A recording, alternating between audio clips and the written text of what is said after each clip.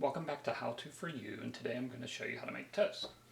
If anyone's ever told you that you're such a bad cook that you couldn't toast bread, they won't be saying that after you watch this video. First of all, it's best to use sliced bread. If you try to toast an unsliced loaf, there's going to be a lot of cramming involved and probably won't work out so well.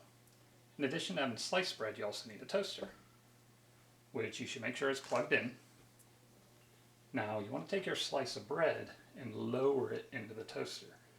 You don't want to lower the toaster onto the bread because it's going to kind of cause a big mess, and it's probably not good for your countertop either. So once you have the bread in the toaster, the next step is to choose your setting. Now, this is an important step that makes all the difference how the rest of this is going to go. If you possibly want your smoke alarm going off and to be scraping some blackness off your bread with a butter knife, turn it all the way to the highest setting and press the bagel button. Or if you barely want to have it toasted, turn it all the way to the lowest setting. I'm going to put it in the middle. Then you push down the button and let time work its magic. And there you have it.